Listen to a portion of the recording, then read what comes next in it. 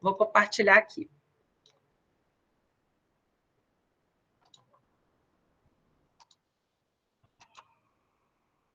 Eu preciso que vocês me falem se está aparecendo aí para vocês, gente. Tá sim, Ana. Tá? Ok. Tá ótimo. Gente, então, brevemente, só para situar mesmo, né, o marco histórico de fundação das ouvidorias, né, a figura do ouvidor surge com a instituição do Ombudsman, na Suécia, no século XIX. Então, essa palavra sueca, ela significa representante do povo, e ela é frequentemente utilizada para denominar esse cargo de ouvidor.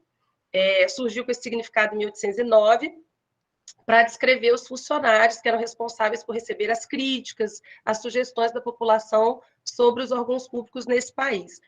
Então, essa fundação da figura do ouvidor, né, o ombudsman, é até utilizado essa expressão até hoje, em muitos países, influenciou principalmente os países europeus, traz uma influência também para a realidade brasileira, mas aqui assumindo características próprias que a gente vai adentrar agora, daqui a pouquinho. E aí, no Brasil, na verdade, quando aparece essa denominação ouvidor, ela surge na nossa história, na verdade, com um papel inverso do que a gente conhece hoje. Então, a figura do ouvidor, ela surge na época ali como um olheiro, né, e um representante da corte, né? Naquele momento, eram os olhos e os ouvidos do rei. Então, na verdade, ele não servia ao cidadão, ao povo, né? Na verdade, ele representava a coroa portuguesa, levava as informações daqui para ver se estavam sendo aplicadas os decretos realmente que estavam previstos, os decretos imperiais, a questão dos impostos, o recolhimento dos impostos. Então, era realmente uma proposta totalmente invertida do que a gente conhece. E aí, o debate nacional, para o que a gente conhece hoje, realmente, né, com as características da ouvidoria, o debate sobre a ouvidoria pública, ele vai surgir realmente no período do final dos anos 70, que é o período realmente de grande efervescência política no nosso país, o período de discussão mesmo, de grande mobilização social, dos diferentes segmentos, né? Quando a gente tenta reivindicar a democratização do Brasil, a redemocratização. Então, surge esse debate, porque era o momento que se estava pleiteando a maior participação social. Então, ele é fruto desse processo, né? As ouvidorias surgem com a Constituição de 88, as ouvidorias públicas, porque a participação social é um fundamento para a sua criação, para a sua sustentação e para a sua existência, né? Então, na verdade, ela é um elemento-chave para a garantia de direitos e para a organização das políticas públicas. A ouvidoria pública, ela surge justamente como um mecanismo, né, a serviço da democracia, um instrumento a serviço da democracia, né, para o exercício da democracia pelos cidadãos. Ela vem juntamente com os conselhos de direitos, com as conferências, né, que a gente tem hoje, que estão sofrendo bastante, né, com a gestão atual que a gente tem, né, com o governo, né, o enfraquecimento dos conselhos, mas a ouvidoria vem engrossando esse processo realmente de efetivar a participação, incentivar a participação da população no exercício dos seus direitos, na efetivação, na garantia dos direitos sociais, humanos, né? Então, ela é determinante para um processo democrático. E aí ela vai caminhando juntamente com a nossa democracia, né? Então, as ouvidorias públicas, elas se constroem, elas vão se aprimorando à medida que também avança o nosso regime democrático. E aí, o modelo brasileiro de ouvidoria, ele vai se configurando nesse processo, vai aos poucos, as ouvidorias no Brasil assumindo características próprias. Traz uma certa influência dessa figura, né, do modelo sueco, né, mas vai assumindo características próprias, aí fundado no recebimento de manifestações. É o modelo brasileiro que a gente tem hoje em vigor. Então, atua no processo de interlocução entre o cidadão e a administração pública, de modo que essas manifestações decorrentes do exercício da cidadania provoquem a melhoria dos serviços públicos prestados. Então, o que isso quer dizer? Ela acaba funcionando como um agente promotor de mudanças, né? Porque ela é um importante instrumento de gestão, como até a Renata trouxe na introdução, para a administração pública, que tem essa oportunidade de aperfeiçoar suas perspectivas e ações. Ela é o canal de comunicação entre o cidadão, entre o usuário do serviço público e os gestores, né, os responsáveis pela gestão das políticas, né, entre a administração. Então, a partir das manifestações, isso chega para a administração, os pontos críticos que precisam ser trabalhados, os pontos frágeis, aquilo que precisa ser melhorado, que precisa ser melhor atendido, respondido, no sentido de atender e satisfazer as necessidades desses usuários. Então, por isso que é determinante para o controle social, né, como um todo. Então, a missão das ouvidorias públicas é promover a realização da democracia e a efetividade desses direitos humanos por meio da mediação de conflitos e do reconhecimento do outro como sujeito de direitos. Por isso que ela é diferente de um saque. Ela não se reduz a um mero serviço de atendimento ao cliente, né? Ela não está ali atendendo meramente a questão de um consumidor que está insatisfeito com o produto, com o serviço. Ela vai além, o papel é mais amplo, né? A partir de uma manifestação, de uma reclamação, né? De uma denúncia, aquilo não vai atender apenas o direito daquele que está se manifestando, aquilo impacta em toda uma sociedade, aquilo impacta em toda uma estrutura, né? Então, quando você atende, tenta fazer uma melhoria, responder melhor esse usuário, não é só ele que sai beneficiado, aquilo contribui para várias outras pessoas, a toda uma coletividade que se beneficia com aquela melhoria, com aquele atendimento, não é só ele isoladamente, não é questão individual, né? Então, ela tem um impacto realmente social amplo, né?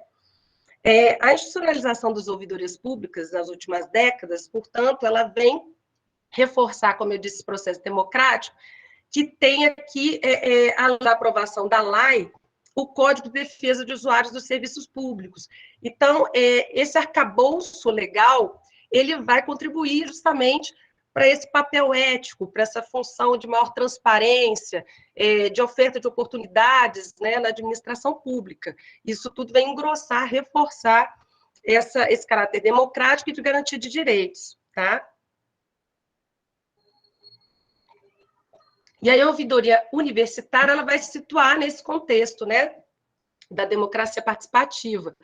E aí é um importante canal de comunicação entre a comunidade universitária, a administração, contribuindo para o aperfeiçoamento do exercício da cidadania, para um constante feedback essencial ao aprimoramento institucional. Então, na década de 90, já começa a vir as primeiras ouvidorias nas universidades. A primeira foi a da Universidade do Espírito Santo, Federal do Espírito Santo, em 92. Um outro marco também para a instituição, para o crescimento dessas ouvidorias nas instituições de ensino, foi a criação do Fórum Nacional de Ouvidorias Universitárias. Passou a se chamar depois também Fórum Nacional de Ouvidores Universitários e de Hospitais de Ensino. Recentemente foi atualizado, agregando também os hospitais de ensino. Isso foi durante um evento, né, da Associação Brasileira de Ouvidores, um evento nacional em 1999. Isso também traz um reforço para a expansão dessas ouvidorias, para o crescimento das ouvidorias, para a organização delas, para as discussões internas e fortalecimento delas dentro das universidades. E a ouvidoria geral do FJF, ela foi instituída em 1996, após a aprovação do então Conselho Universitário, ainda não era o Conselho Superior, através da resolução de número 48. E aí, a gente vai dar um salto aqui para 2017, a gente teve, na verdade, várias outras normativas, desdobramentos, mas o que hoje, digamos que delineia, configura e repercute a forma como a gente atua enquanto ouvidoria pública, vem a partir de 2017, né, quando se tem a aprovação da Lei 13.460, que trata do serviço de ouvidoria com o estabelecimento de regras e procedimentos exigíveis a todos os órgãos e entidades da administração pública. Essa lei, ela dispõe sobre a participação, a proteção, a defesa dos direitos dos usuários dos serviços públicos. E aí, a partir, né, desse delineamento e aprofundamento das questões da participação, ela define os tipos de manifestação, que daqui a pouco eu vou citar, ela começa a estabelecer os prazos e as atribuições das ouvidorias. Então, começa a ter já uma configuração, um padrão ali, e uma conduta que todas as ouvidorias públicas, né, do Poder Executivo Federal, elas têm, né, que desenvolver. E passa a ter um maior controle, né? A partir daí, os órgãos de controle assumem ainda mais esse monitoramento, esse acompanhamento. Então, todas as ouvidorias, elas têm que realmente seguir as determinações que os órgãos de controle estabelecem, no sentido de traçar esse processo, esse procedimento, essa atuação, essa interface com a sociedade. Estabeleceu a publicação da Carta de Serviços pelas instituições, nessa mesma lei, e a avaliação desses serviços. Depois eu vou falar um pouquinho mais também. A Carta de Serviços é uma prerrogativa nossa, e quem é gestor aqui sabe, né? Agora, recentemente, a gente está no processo de atualização da Carta, né? Prevê a avaliação desses serviços, vou falar mais para frente também, e a elaboração e publicação dos relatórios de gestão anual, e a instituição de conselho de usuários, que é outra questão que a gente está desenvolvendo e vou aprofundar daqui a pouquinho. O decreto 9.492, de 2018, ele regulamenta a lei 13.460, de 2017, para a administração pública federal. E aí vem essa conceituação dos 5 tipos de manifestação, né? A reclamação, a denúncia, o elogio, a sugestão e a solicitação de providências. E dispõe ainda sobre a simplificação do atendimento prestado aos usuários dos serviços públicos. Institui a solicitação do Simplifique. Essa simplificação, ela ganha, né, uma denominação. Então, são 6 tipos de manifestações, né? E que, quando você acessa o sistema Fala BR, que eu vou falar também um pouco mais daqui a pouco, você pode registrar através desses canais. O Simplifique é no sentido de otimizar os serviços, aquilo que o cidadão tem a contribuir no sentido de otimizar os processos, ele desburocratizar esse processo, né? E as solicitações, as sugestões é aquilo no sentido de aprimorar, né? Aquilo que ele tem a contribuir, opinar para a gestão avançar institucionalmente. As comunicações de irregularidades descritas no artigo 23, no inciso 2º, são informações de origem anônima, que comunicam irregularidade com indícios mínimos de relevância, autoridade e materialidade. Então, o que isso traz? Nós temos 6 tipos, mas a denúncia, né, pela delicadeza, pela complexidade que envolve a natureza de uma denúncia, ela pode ser feita anonimamente. Então, desses 6 tipos, a única que você pode, ali no cadastro seu da manifestação, não se identificar é a denúncia.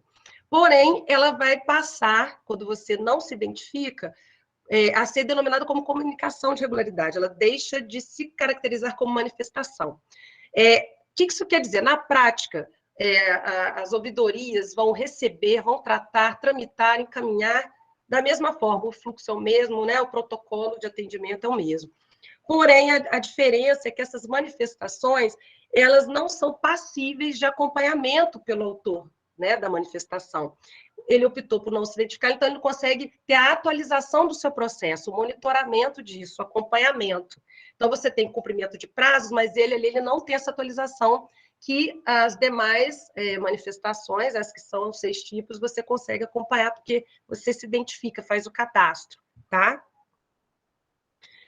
A instrução normativa, OGU número 18, de 3 de dezembro de 2018, ela foi revogada em 2019, estabelece a adoção do Sistema Informatizado de Ouvidorias do Poder Executivo Federal, o EOUV.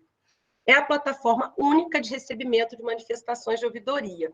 Também no sentido de um maior monitoramento, né, os órgãos de controle conseguem acompanhar ali as manifestações que chegam. Então, na verdade, hoje, todas as manifestações, mesmo que elas cheguem por outras vias, carta, atendimento presencial, e-mail, elas devem ser registradas nessa plataforma, né? Então, o EOUV hoje estabelece o Fala BR, que converge tanto solicitações de informação, que são do SIC, quanto as manifestações de ouvidoria. É um sistema único, uma plataforma unificada para todas as ouvidorias da administração pública federal.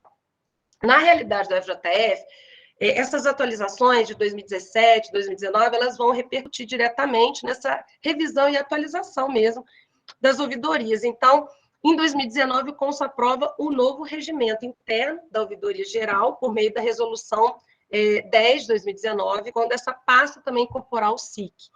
Então, a partir daí, todas essas normativas, elas passam a estar inseridas ali, previstas também no nosso regimento, né? Passa a ser toda a questão interna normatizada a partir desses decretos e dessas leis de 2017 para cá.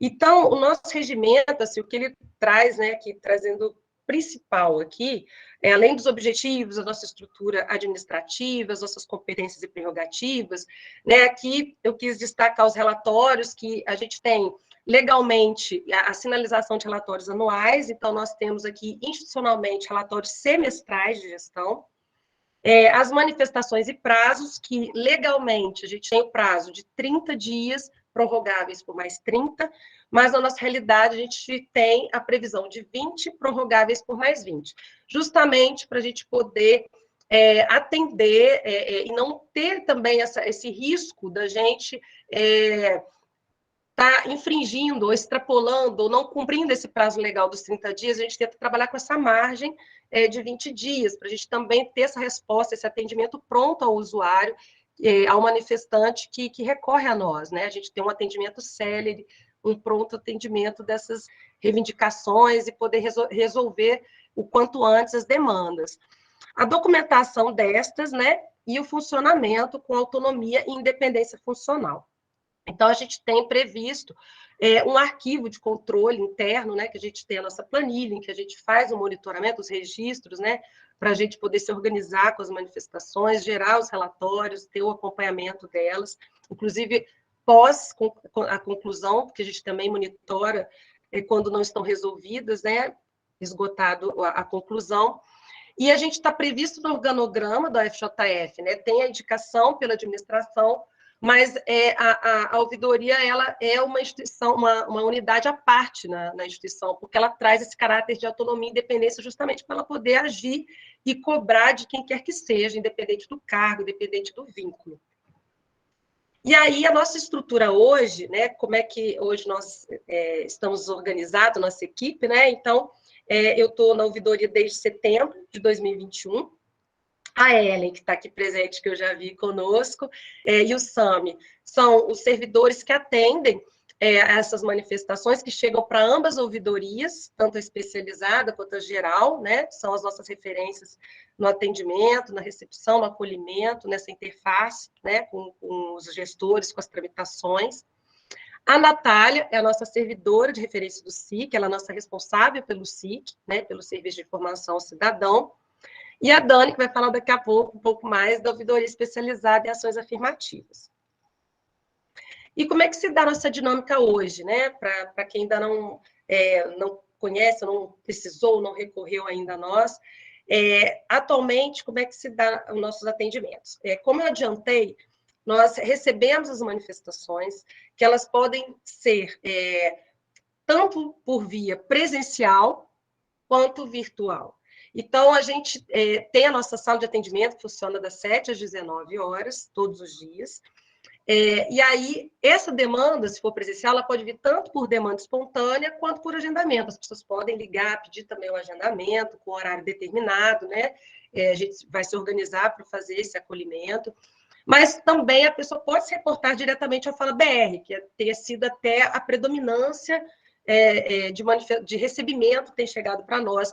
Acredito que também muito por influência do trabalho remoto, do ensino remoto. Acho que essa demanda, né, presencial acabou ficando relativizada de uns tempos para cá, porque com a impossibilidade, né, do atendimento presencial, realmente o único canal foi o Fala BR.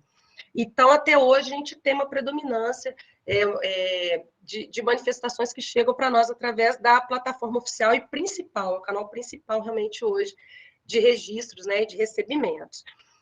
A partir daí a gente faz uma triagem, né, das manifestações, a gente vê ali as que estão recém-chegadas, as que estão com prazo para vencer, aquelas que têm um caráter mais delicado, que já merecem também uma atenção, um encaminhamento.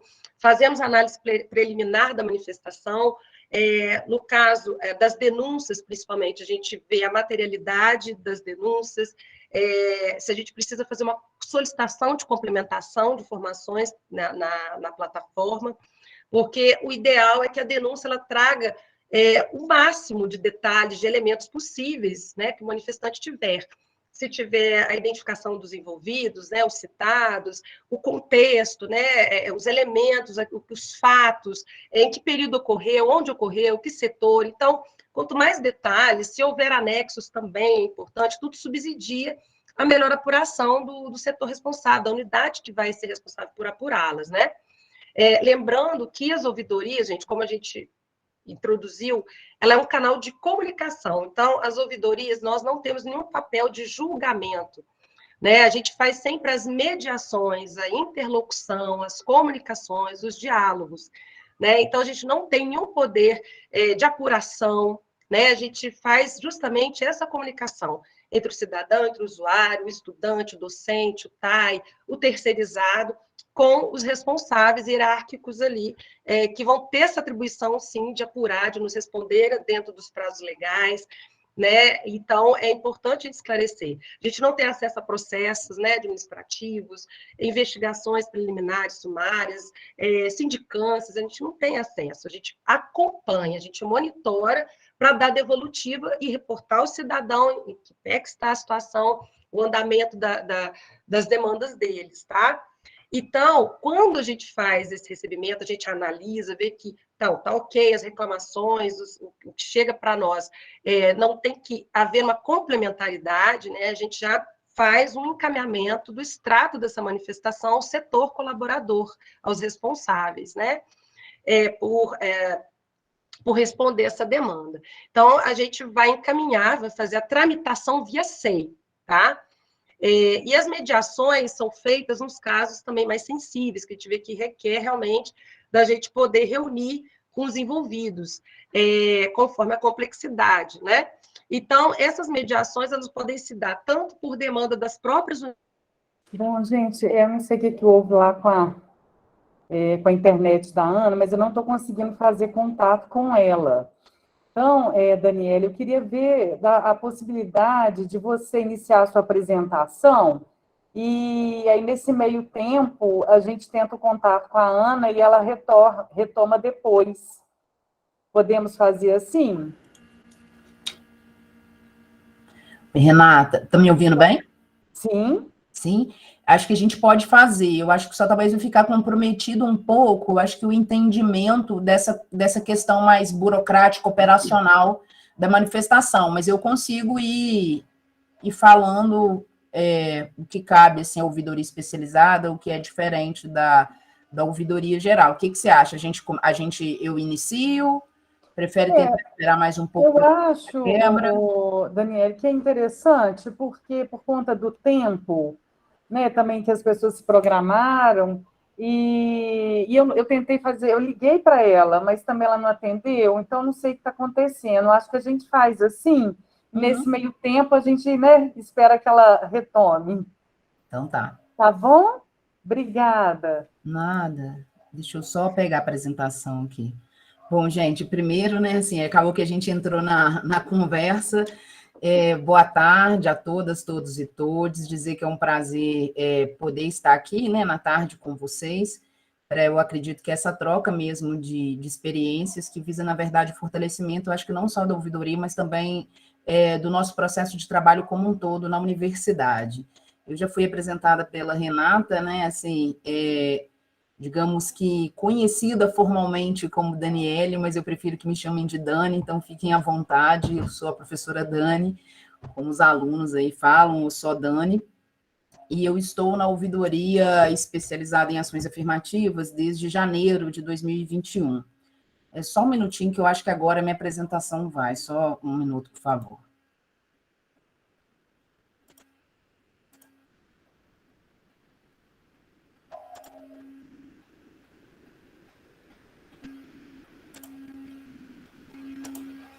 Eita. Agora é o meu que travou, tá?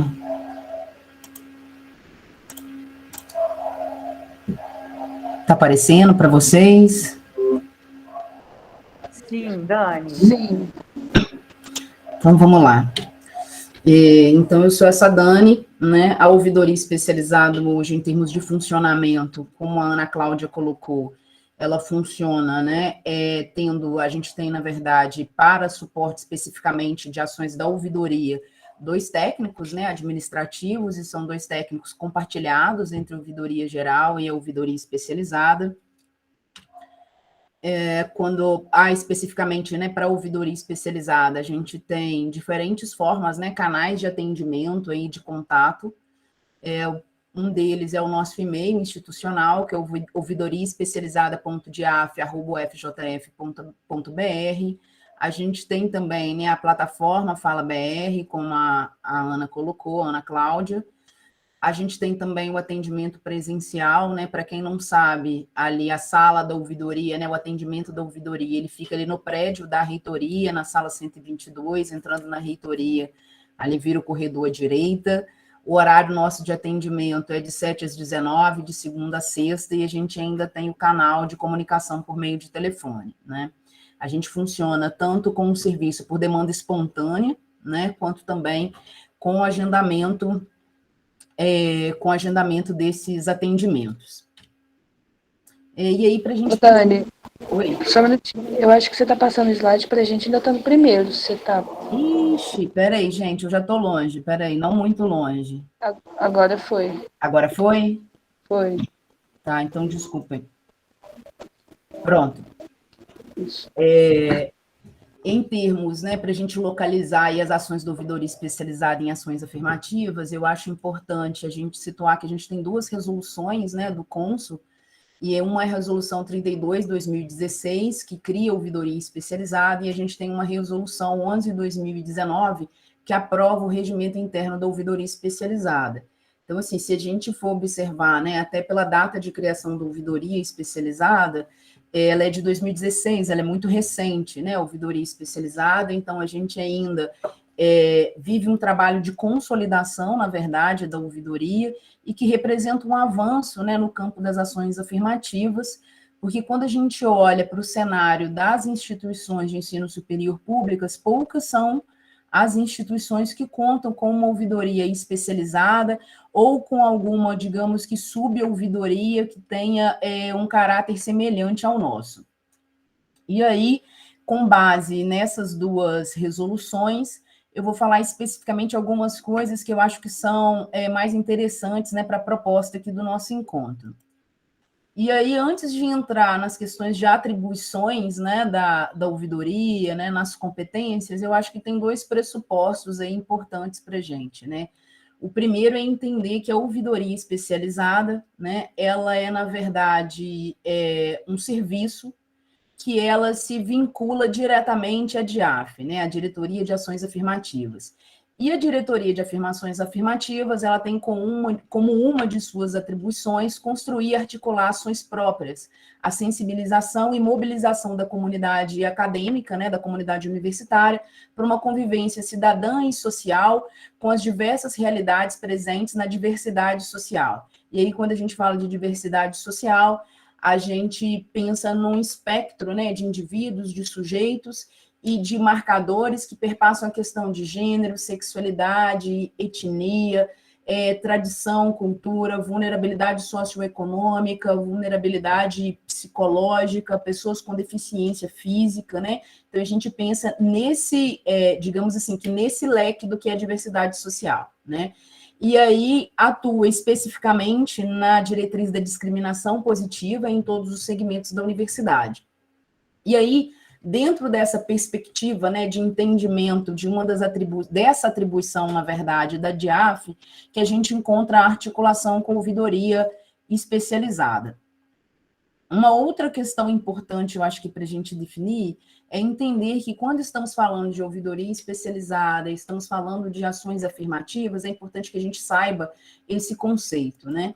E quando a gente pensa, então, nessas ações afirmativas, nesses conceitos, a gente pode entender as ações afirmativas, né, como um conjunto de medidas, seja de caráter público ou privado, e que tem como objetivo alterar realidades que são marcadas por desigualdades, são consideradas políticas compensatórias, focalizadas, redistributivas, que vão ser destinadas à integração de grupos sociais que são historicamente excluídos.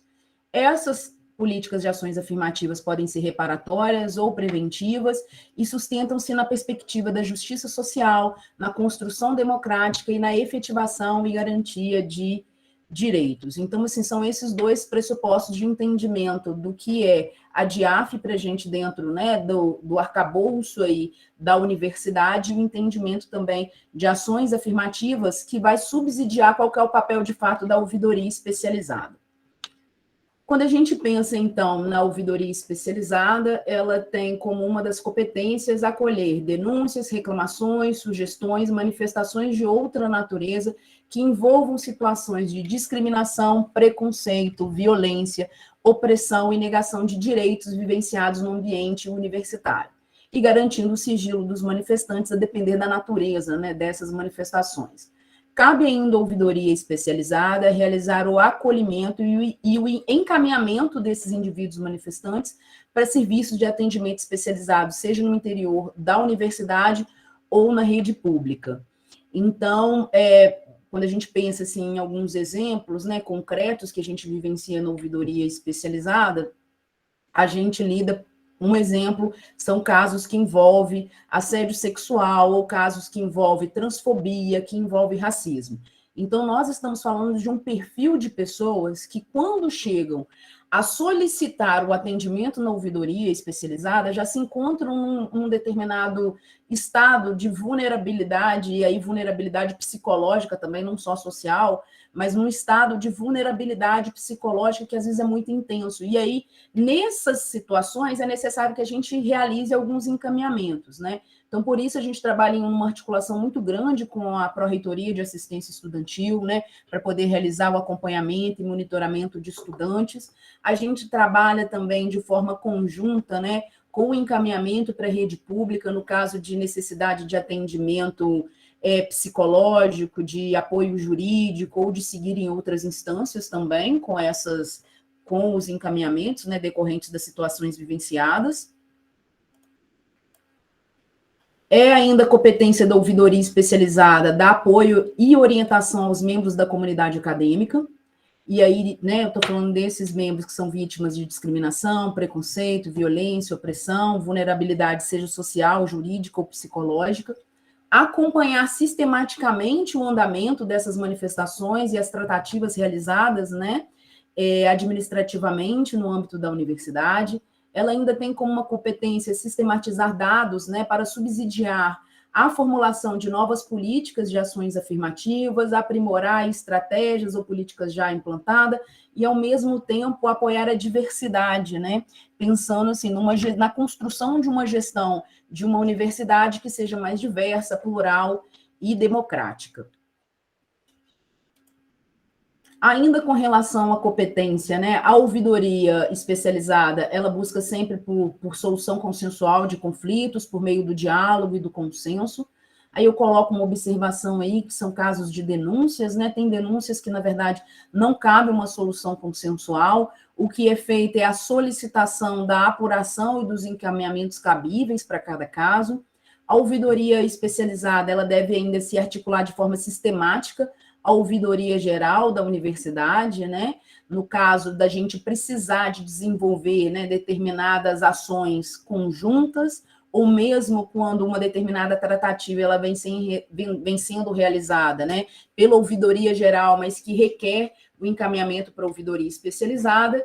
E cabe também, né, no escopo de ações da ouvidoria especializada, sugerir às instâncias competentes ações com vistas à garantia da plena atenção aos direitos dessa população e às propostas das ações afirmativas. A gente ainda trabalha, né, de acordo com a resolução, existe uma prerrogativa, né, que o ouvidor ou ouvidora especializada tem por prerrogativa ser recebido sempre que o solicitar por todos os servidores da UFJF, ocupantes ou não de função gratificada, FG ou de cargo de direção, para pedir e receber explicações orais e ou por escrito sobre questões administrativas, acadêmicas ou de outras atividades. Nesse escopo de atuação das ações, então, da ouvidoria especializada, né, a ouvidoria especializada, ela pretende ser, na verdade, um braço da DIAF, com vistas a gente pensar em formas de alcançar igualdade de gênero, né, igualdade em termos de raça, cor, pensar em ambientes que sejam não só mais plurais, democráticos, mas também mais respeitosos. E aí, nesse sentido, é importante a gente compreender, né, que a ouvidoria especializada, ou mesmo, né, a ouvidoria geral, nós estamos ali como um instrumento para possibilitar o aprimoramento da gestão e do serviço que é prestado, né? Então, na verdade, assim, nós somos colaboradores, né, da gestão. E por que eu falo isso? Porque é muito comum a gente ser recebido, né, com um certo ar de descrença ou entender a ouvidoria só dentro de uma perspectiva punitivista, e não é essa a proposta da ouvidoria, né? Mas é importante, sim, a gente entender que quando a gente tem demandas recorrentes de um determinado setor ou sobre uma determinada temática, isso é sintomático, né? Isso quer dizer que algum problema está acontecendo ou que algo está falhando. Então, é nesse sentido que a ouvidoria possibilita, né, digamos que enxergar, visualizar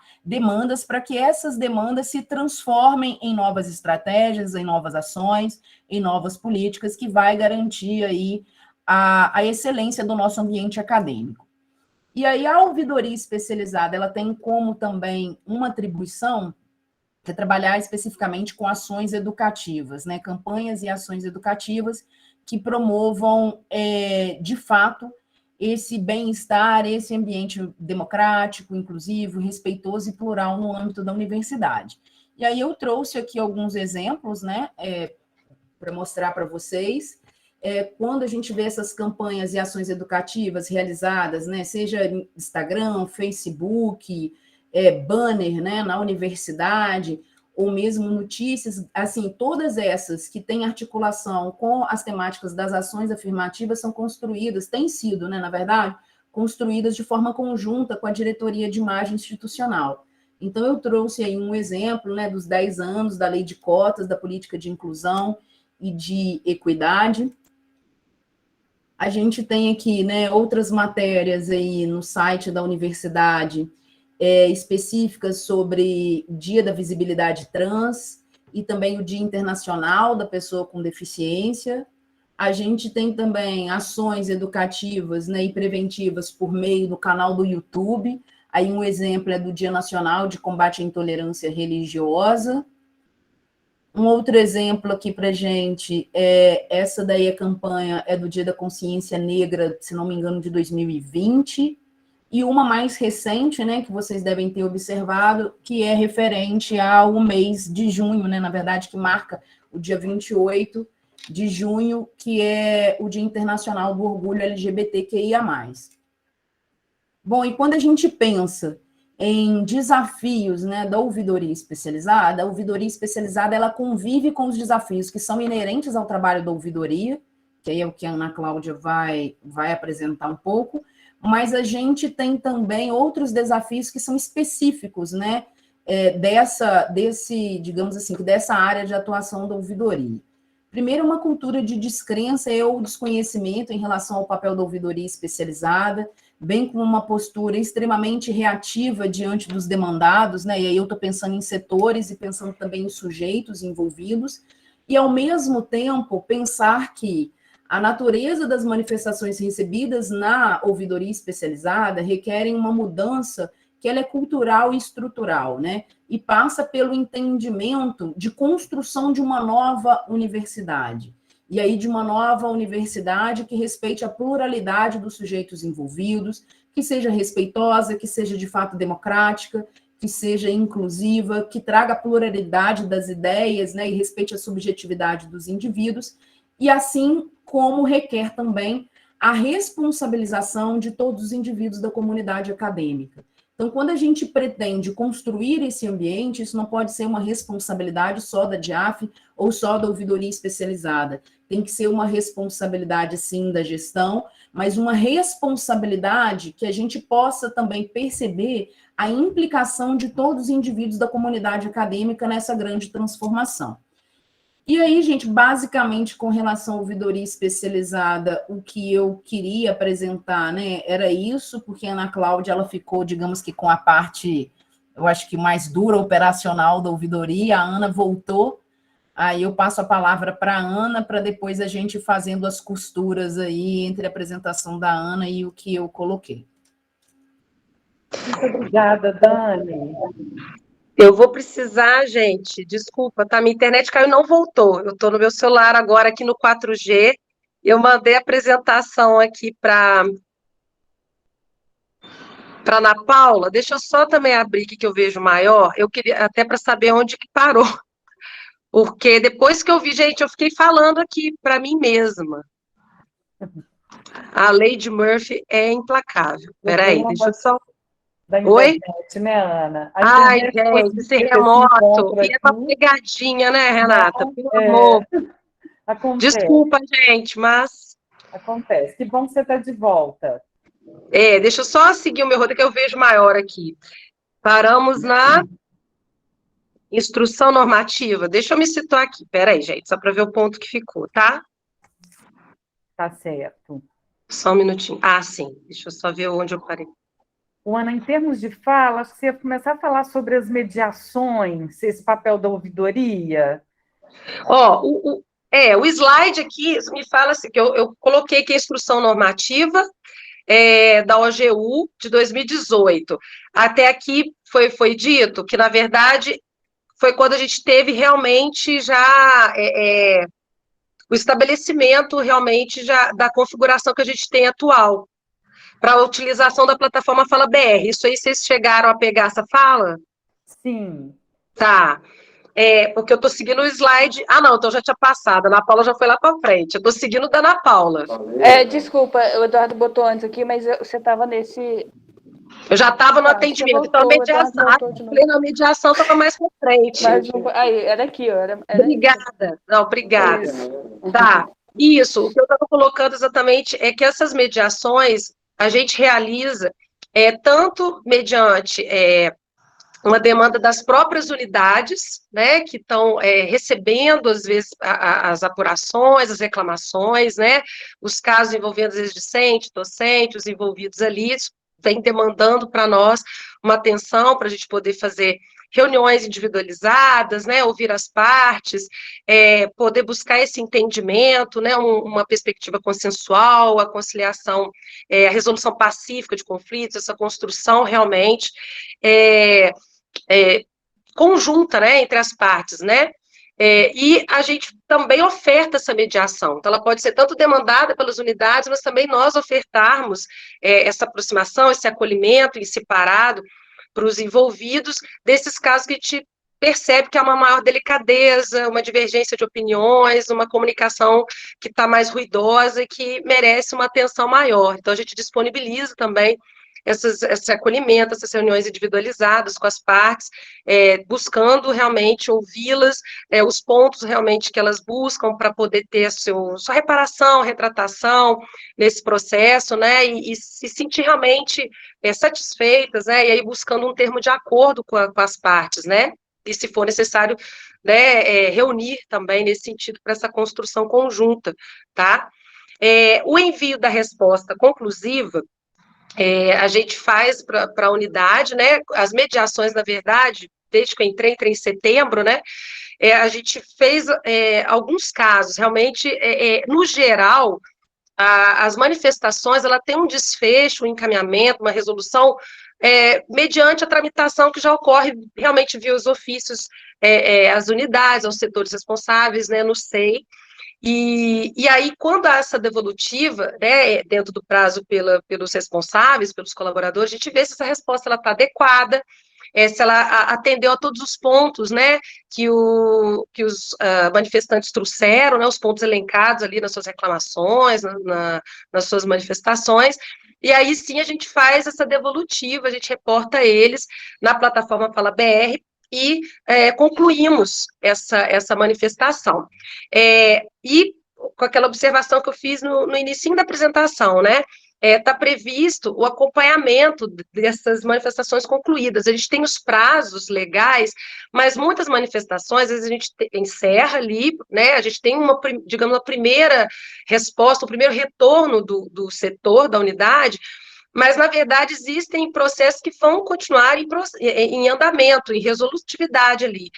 O PAD, por exemplo, né, principalmente denúncias, assim, né, que tem desdobramentos com PAD, sindicância, investigação preliminar sumária. Então, aquilo ali você conclui a manifestação, mas continua monitorando, acompanhando os desdobramentos daquela manifestação. A própria sugestão que o cidadão faz para um serviço, uma solicitação, né? Às vezes o serviço retorna, olha, nós vamos tentar atender essa sugestão que você fez para o nosso serviço, mas por questões técnicas, ou operacionais, ou recursos financeiros, ou humanos, a gente não consegue atender agora, mas a gente vai trabalhar no atendimento dessa sua sugestão, nessa adequação, em médio e longo prazo. Então, ele vai dar aquela previsão, a gente também vai monitorar. Então, aqueles casos que não teve a resolução plena dentro do prazo legal, a gente dá monitora, acompanha e faz essa devolutiva para o usuário, para o manifestante, tá? E uma observação aqui, a tramitação pelo Fala BR, ela está prevista também, existe a portaria 581, de 2001, que, na verdade, ela estabelece que todas as manifestações, a gente trate e todas as etapas pelo Fala BR.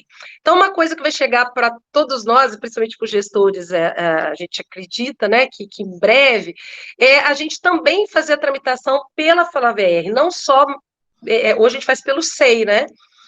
Uma das dificuldades que a gente até fez uma justificativa anual agora, ou seja, eu exijo uma justificativa anual com a mitigação de riscos, por que a gente não usa exclusivamente a plataforma em todas as etapas, mas uma das questões que a gente tem de desafio institucional é obter um programa de pseudonimização de dados, né, sensíveis. Isso serve, inclusive, para o SIC, né, então, assim, a gente tem anexos, documentos que vêm encaminhados, né, tanto pelos denunciantes, né, e tanto quanto dos setores que devolvem arquivos, né, para poder respaldar a resposta, e que trazem dados sensíveis, né?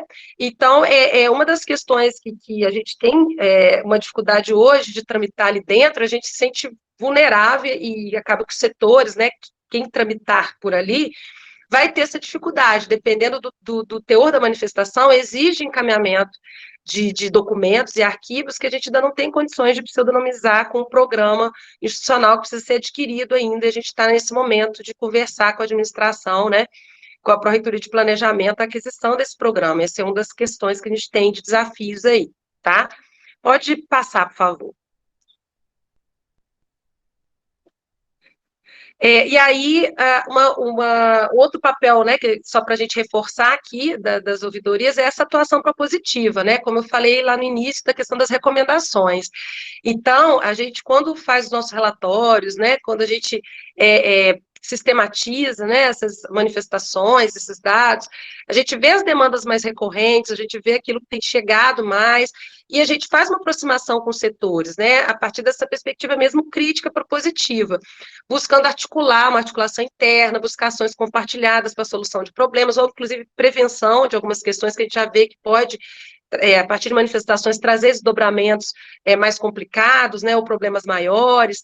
Então, aqui a gente reforça, né, a importância, né, das pessoas saberem que o encaminhamento das recomendações da ouvidoria não tem intuito de atrapalhar o trabalho do setor, a gente não tem essa questão de fiscalizar ou de quadrar, né, nenhuma questão nesse sentido, não se sentirem intimidados, né, a nossa ideia é contribuir mesmo, e fazer uma conversa, um diálogo, para tentar ajudar na solução de problemas existentes, ou que vem a existir, considerando todo o diagnóstico institucional, a gente está num momento muito delicado mesmo, de carência de recursos, né, de dificuldades mesmo, que principalmente as universidades enfrentam, mas aquilo que dá para melhorar, às vezes medidas simples, ou alguma questão que isso, inclusive, vai favorecer o próprio setor, vai chegar menos questionamentos, ou mesmo menos demandas ali, vai otimizar o processo, né, de trabalho das equipes. Então, às vezes, medidas simples, que não dependem de uma questão estrutural, maior, né, grandes medidas que podem melhorar. Então, esse diálogo com as áreas visa rever ou otimizar os processos, elevar a qualidade do atendimento com informações atualizadas e adequadamente transmitidas. Pode passar. E aí, como eu falei, essas sistematizações, né, isso tudo, depois a gente vai trazer esses dados, né, também mais detalhados, né, nos nossos relatórios semestrais, né. Uma questão que a gente agora também firmou com a administração superior, a gente ter reuniões, né, periódicas, trimestrais com a administração superior, para a gente poder trazer pautas, né, assuntos importantes para a gente trocar e subsidiar a gestão, essa análise crítica, né, dos indicadores, das sistematizações que a gente faz, das recomendações. Então, a ideia é trazer o relatório, tirando esse caráter duro do dado estatístico, né, a gente poder dialogar com a gestão, apresentar esses dados, né, no sentido de que eles possam realmente atravessar o processo decisório, né, ver qual setor, qual área está precisando maior atenção, maior intervenção, maior cuidado da administração, merece um maior investimento, né, então o sentido é sempre na perspectiva de melhoria e de aprimoramento. Então, aqui só para ilustrar, né, eu gosto muito dessa citação do autor aqui, do Bertacchini, que é uma maneira de aquecer os números de uma estatística inerentemente fria, sendo possível expor as razões e os sentidos dos números que se encontram na base dos problemas. Nessa conversa, os dados da ouvidoria são analisados como temas ou pautas que sejam interessantes para a revisão de processos incorretos.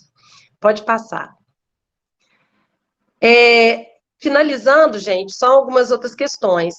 Não sei se todos têm conhecimento também, no final do ano passado, em dezembro, houve a resolução de número 77, de dezembro de 2021, com a aprovação do Código de Ética da instituição. E também as ouvidorias aparecem, né, no documento, como esse canal também de interface, né, de recebimento das denúncias nos descumprimentos do código, né? Então, assim, é importante a gente se apropriar, ler o código de conduta, porque ele traz aquilo que nós, como servidores, docentes, tais, temos, né, para a nossa atuação, né, em termos éticos, né, de transparência, enfim. E aí, quando há esse desrespeito, esse descumprimento, né, essas denúncias de infração, elas, quando fundamentadas e assinadas, deverão ser encaminhadas para a ouvidoria geral ou para a ouvidoria especializada, para abrirmos processo específico no SEI para a comissão de ética instituir e decidir. Como a gente falou, a gente não tem nenhum papel de apuração, né, de investigação, né, a gente é sempre um canal de comunicação. Então, qualquer órgão ou servidor do FJF que receber uma denúncia de infração ao código deve encaminhar para uma de nossas ouvidorias. Pode passar. Para encerrar, eu também citei lá no início, né, o que a lei traz de atribuições, né, para participação de usuários e para as ouvidorias, a carta de serviços e o conselho de usuários. Então, nós temos a carta institucional, da nossa página institucional da FJF, né, que, inclusive, quem é gestora aqui foi, né, recebeu o nosso ofício pedindo para preencher o formulário de atualização, né, dos dados, das informações. Então, a gente está nesse momento agora, o nosso editor de serviços, né, está fazendo todo esse processamento, essa sistematização para atualizar as informações que a gente presta, né, e para a gente poder também melhor acompanhar, avaliar os serviços. E existe também a carta de serviços do Portal Gov, então, são duas frentes diferentes. A página institucional traz a carta de tudo que a gente oferece, e existe os serviços previstos para o Portal Gov, que são regidos pelo Ministério da Economia. O portal é regido pelo Ministério da Economia. Então, ele emitiu um catálogo para nós, agora no início do ano, para que a gente tenha uma padronização dos serviços previstos para as universidades, porque o Ministério da Economia concebe serviço ele só como serviço externo. E justamente o que mais prevalece, né, nos nossos atendimentos é a demanda interna, da comunidade interna. Então, nesse catálogo, a gente cadastrou lá 4 serviços, né? E desses 4, eles vão ser o ponto de partida para outra frente, que é o Conselho de Usuários. O Conselho de Usuários de Serviços Públicos também é uma prerrogativa que a CGU tem estabelecido para as ouvidorias, que é justamente o canal de participação oficial ali, e de controle, e monitoramento e avaliação dos serviços públicos. Ele é vinculado o cadastro é vinculado ao GovBR. Então, na verdade, essa participação do Conselho, ele vai opinar em cima dos serviços que estão cadastrados no portal. No nosso caso, nesse primeiro momento, esses 4 serviços.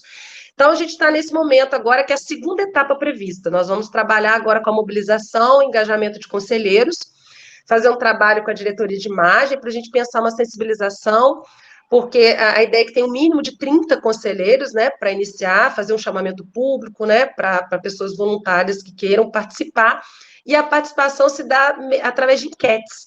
Então, vão ser feitas enquetes de modo que tenha uma comunicação direta entre o usuário e o gestor do serviço. Através da enquete, o usuário já opina e isso chega direto para o gestor e vice-versa, essa comunicação ela se aproxima. Esse é o próximo desafio que nós da ouvidoria temos para tentar caminhar e cumprir, né, para avançar nessa frente da participação social e gerar o relatório e os resultados. É isso. Finalizando, porque eu não sei como é que estamos de tempo, né? Eu deixei os contatos da ouvidoria ao final, no último slide, e para vocês saberem, né, o nosso e-mail, o nosso telefone, mas já estou aberta a perguntas, espero que tenha sido claro, mas o mais importante é essa troca agora, né, para poder ouvir vocês também, para a gente tentar colaborar no que for possível. Muito obrigada, Ana Cláudia, muito obrigada, Dani. É uma apresentação muito esclarecedora e essencial nessa luta, né, pela implementação dos direitos humanos, nessa perspectiva da intersetorialidade também. Aqui nós temos representantes de unidades administrativas, unidades acadêmicas, então essa comunicação entre nós ela é fundamental para ter esse conhecimento também com relação ao papel das ouvidorias, para que elas se tornem cada vez mais utilizadas, enfim, nesse processo todo. Muito obrigada. A gente já tem aqui algumas questões aqui no chat. A primeira delas é da Luciene, e aí a Luciene, ela pergunta sobre o reflexo gerado pelos relatórios semestrais da ouvidoria na gestão da UFJF, para você falar um pouco sobre isso. A ouvidoria encaminha as unidades administrativas para efeito do aprimoramento de gestão as principais demandas recebidas para que haja solução dos problemas mais comuns. Esse trabalho também pode ser feito quanto às unidades acadêmicas? E aí depois a gente tem mais uma outra questão. Acho que é melhor você responder e depois a gente passa para outra, vocês responderem sobre essa? Sim. Quem vai, Dani? Posso ir? Os relatórios, justamente no sentido da gente avançar nessa questão do aprimoramento dos serviços, a gente achou importante realmente apresentá-los. A gente está em processo, inclusive, eu esqueci de colocar aqui, da auditoria da CGU, então, eles também trazem pontos para a gente poder avaliar, de avançar mais nessas discussões internas, e além disso, além dessa auditoria que está em curso, a gente tem um programa de melhorias das ouvidorias. Eu sempre brinco que ele é similar ao PROADES, é um PROADES das ouvidorias. Então, a gente teve que traçar, né, a gente tem um plano de ação, a gente tem ações previstas para desenvolver ao longo do ano, para avançar nesses aprimoramentos, tanto do nosso fluxo, né, do nosso atendimento, mas também com essa questão de aprimoramento da gestão. E uma das questões que a gente viu era realmente de trazer essa discussão do relatório, porque até então a gente deixava isso com a ciência, né, publicizava, tornava a administração ciente, né, a Pró-Reitoria de Planejamento, né, os responsáveis cientes, mas a gente sentiu falta de fazer esse diálogo, né, como eu falei, de trazer isso como temas e pautas, porque aí a gente consegue avançar mais, a gente consegue ter uma previsão ou poder avançar nessa discussão para esses pontos que a gente acha que merece maior atenção, poder caminhar e ter uma previsão já da administração acerca desses pontos, né, o que a gente pode colaborar, ou se a gente tem que avançar, inclusive, em mais reuniões, dependendo da pauta, se vai requerer mais reuniões desses pontos previstos que a gente coloca. Então, essa é uma questão que a gente acha que agora, com as reuniões periódicas, a gente vai conseguir aprofundar, porque até então a gente dava ciência, mas a gente sentia falta de avançar e aprofundar essa interface. Foi boa a questão da Luciene, a primeira? Da Luciene. É isso, Luciene, a gente está tentando avançar na efetividade dos relatórios, era uma demanda que a gente tinha, né? E as recomendações, a gente não necessariamente, da parte da geral, a Dani daqui a pouco deve colocar, a gente não, o relatório, ele ajuda a organizar, mas a gente não espera, a gente tem coisa que já sente ali no dia a dia, onde já está vindo com mais recorrência, onde a gente já dá um link, olha, isso aqui é uma questão simples que está dando problema, a gente está vendo, às vezes, uma questão do site da pessoa, ou às vezes uma publicização de uma informação já vai resolver, às vezes vem um monte de manifestação com o mesmo objeto, né, com a mesma questão, e que às vezes é simples mesmo de resolver, a gente já liga mesmo para o gestor, né, a gente já faz o contato mesmo com o gestor diretamente, pode ser por telefone já adiantando o assunto, pode ser uma reunião, né, então assim, é mais informal, na verdade, a gente já vai no decorrer sentindo. O relatório, ele reforça, né? Mas tem coisa que a gente já vai tendo uma leitura ali no dia a dia, no fluxo de atendimento, você já vê, olha, mas está vindo uma coisa aqui que é simples, né? E que vai facilitar para o próprio gestor que a gente pode propor. Então, a gente já faz um contato direto mesmo, né? E quando a gente sente que pode, né, ou precisa conversar mais, a gente agenda, conversa, né? E lógico, pode ser mediante relatório, mas, no geral, isso é fluido. Isso aí no dia a dia a gente já sente onde que já pode já fazer uma conversa, né? Seja direto ou com um superior hierárquico, que quando a questão é mais estrutural, é mais ampla, requer um olhar mais amplo.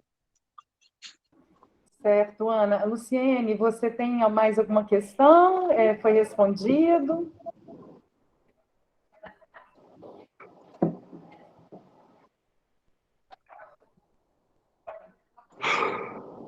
Sim, não, a Luciene falou que já está respondida aí a questão dela.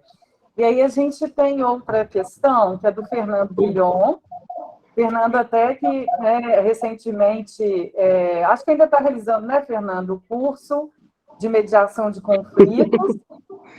Então, entendo que tem uma interface muito grande, né, nessa apresentação da ouvidoria também com esse curso que o Fernando está ministrando. E aí a questão do Fernando é a seguinte: considerando a necessidade de mudança cultural e estrutural, responsabilização de toda a comunidade acadêmica, articulação interna e atuação propositiva, quais os principais desafios da ouvidoria e como nós, servidores e professores, podemos colaborar? Ai, Fernando já está colaborando, porque eu já recorri a ele há poucos dias, né, Fernando? A gente conversar justamente pensando nisso, né? Os desafios são grandes.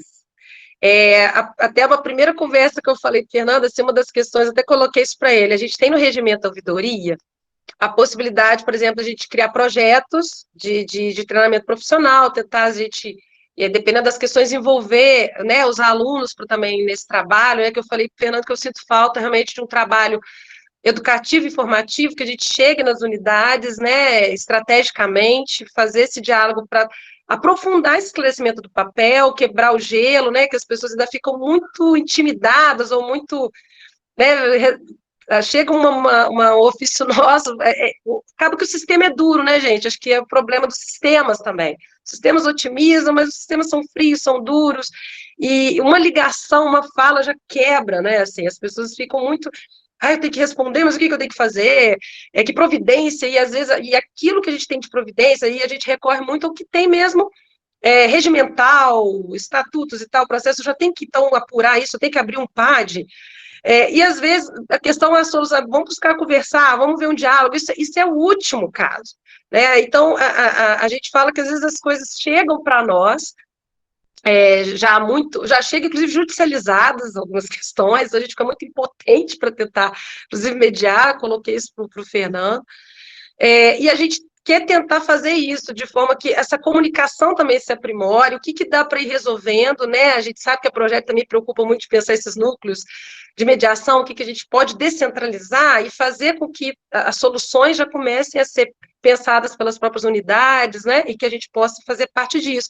E aí eu coloquei isso para ele, será que é um projeto, mas a gente está no momento que a gente teve o corte, provavelmente a gente não vai ter edital de projetos de treinamento, assim, né, porque a gente teve corte de bolsa de treinamento, e assim, é a famosa frase, dandurinha sozinha não faz verão, né, Fernanda? E a gente fica, eu e a Dani, muitas vezes, trabalhando os desabafos, as angústias, e a gente tenta mobilizar esses colegas né, que trabalham com o tema, o próprio Fernando, vou no Arlisson, trago questões ali para o Arlisson, mas a gente tem pensado nessas ações, de tentar algumas agendas com as unidades, né, mais direcionadas, talvez com representantes de discentes, é uma ideia que a gente está amadurecendo ainda, né, até troquei uma ideia com o Fernando, mas ainda está muito incipiente, que caiu essa ficha, né, Fernando, a gente não vai ter edital de treinamento profissional. Então, assim, vamos pensar como que eu sozinha, a Dani também, a gente consegue, né, diante de tantas demandas que vocês viram aí, né, a gente tem que ter, os órgãos de controle, eu falo que eles são insaciáveis, então eles nos cobram, né, e a gente fica muito desamparado, porque como eu falei, a gente tem que tramitar, mas a CGU não disponibiliza um programa de pseudonimização, então a gente tem que toda hora estar também respondendo essas exigências, mas criando essas respostas sem muito amparo também, né?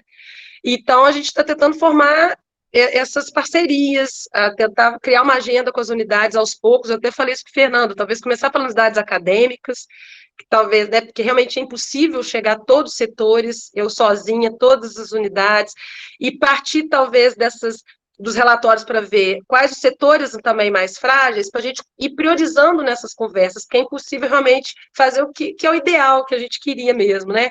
Tentar fazer uma conversa setor a setor, unidade a unidade, ouvir os representantes, né, o gestor daquele serviço, representante discente, e tentar pensar essa comunicação, sabe, essas estratégias internas. Não sei se eu respondi, Fernando.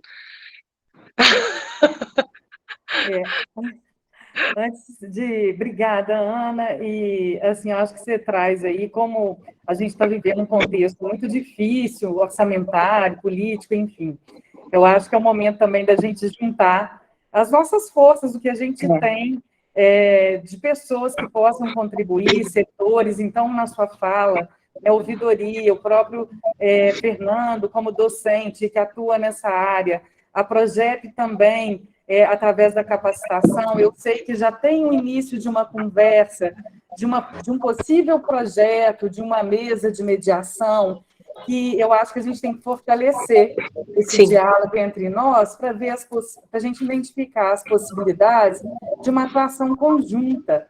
Depois, até, Ana, se você puder falar um pouquinho, como é que vocês têm feito essa questão da mediação, se isso tem ocorrido com uma certa frequência, até para a gente pensar em possíveis futuros projetos, nessa perspectiva também da gente cada vez estar tornando os ambientes de trabalho mais saudáveis, com essa possibilidade de fala, de troca, de escuta, e a gente, de forma conjunta, fazer uma mediação nesse lugar mesmo externo, que é tão importante, né? No momento de um conflito. Deixa eu só complementar a pergunta, Ana, porque eu levantei a mão aqui, e aí, com relação à pergunta que o Fernando coloca, né, eu acho que um primeiro elemento importante é a abertura para o diálogo, né? Abertura para o diálogo e para essa construção colaborativa, na qual a gente consiga articular aí os diferentes sujeitos, os diferentes interesses nessa construção. Agora, quando a gente olha especificamente o que é do escopo da ouvidoria especializada, isso para mim passa pelo entendimento da universidade que a gente quer construir. De qual universidade que a gente está falando?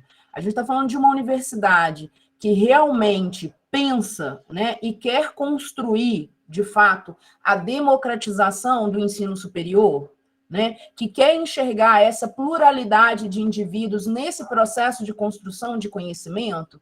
Então, eu acho que passa por aí, uma abertura ao diálogo, mas é uma conscientização da universidade que a gente constrói a cada dia e que a gente quer construir, né? Porque é muito complicado você falar de mudança estrutural, de mudança cultural, quando o outro não está aberto ao diálogo ou quando o outro não entende a importância dessa nova universidade.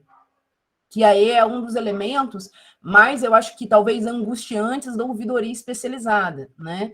Porque são denúncias relacionadas a assédio sexual, assédio moral, denúncia que envolve racismo, denúncia que envolve LGBTfobia, denúncia que envolve machismo, misoginia, né? E então, e tem também, obviamente, né, que aí tem uma relevância muito grande para o nosso contexto também da universidade, as denúncias que envolvem as fraudes no sistema de cotas, né, na graduação, e aí a gente agora está caminhando aí para a questão das cotas na pós-graduação, então também a gente tem que observar como é que vai ser esse movimento. Mas era só isso, assim, no geral, que eu queria acrescentar. Excelente, Dani. Já está saindo. Um abraço, Fernando. Obrigada, Fernanda. Escrevi no chat que tem audiência agora, estou morrendo de vergonha, mas não tem jeito. Agora o juiz me chama. Um abraço. Gente, parabéns mais uma vez, viu? Obrigada. Um abraço. Um abraço.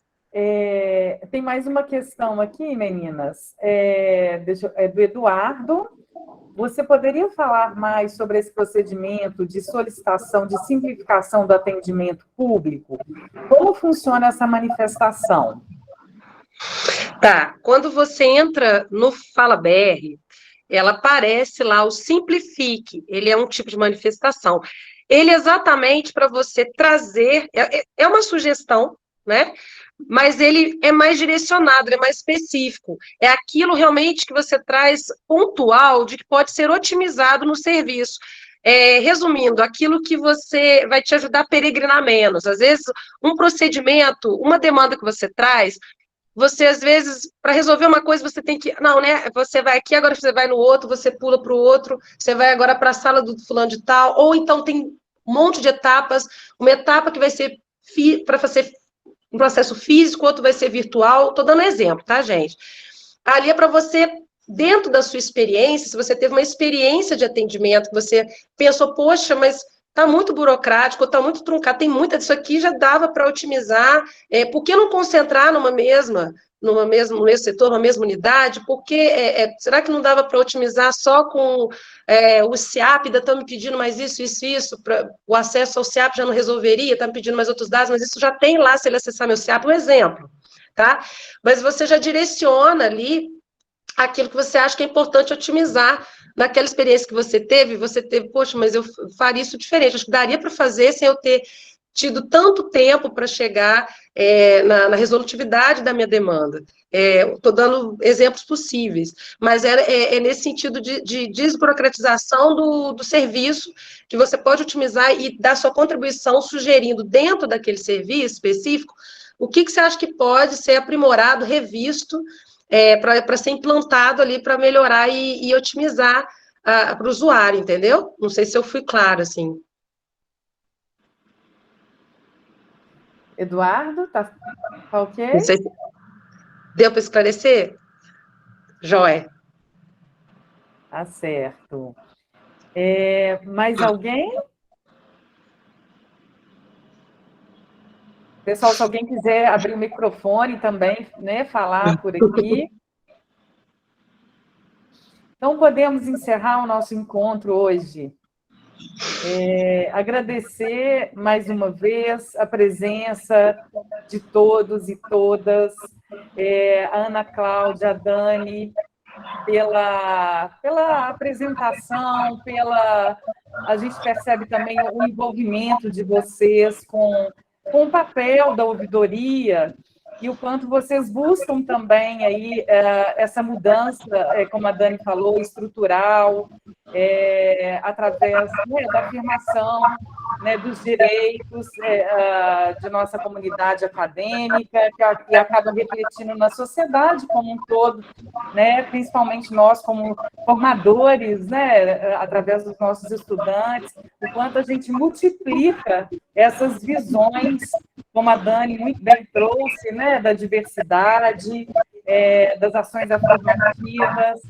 É fundamental isso para cada um de nós que passa aqui por essa instituição.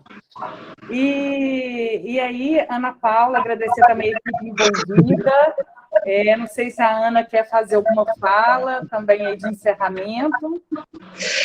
Eu só queria agradecer, queria pedir desculpa mesmo, gente. Eu sei que, lógico, é um motivo de força maior, né? Eu não tenho culpa da conexão cair, mas mesmo assim eu espero que não, ainda mais que foi gravado, que não tenha comprometido demais, né, a apresentação, que teve uma quebra aí, que apesar disso eu espero que tenha realmente sido proveitoso para vocês e que, na verdade, isso é um primeiro momento mesmo, a gente está à disposição na sala da ouvidoria para recebê-los, né, para quem ainda quiser conversar mais, para quem ainda tiver questões, para quem quiser continuar essa conversa, né, ou ser atendido, a gente está lá à disposição com a nossa equipe para acolher, né, e agradecer aqui as mensagens também, a contribuição de vocês, a participação foi muito legal, né? Espero que tenha atendido de alguma forma, apesar da queda de conexão.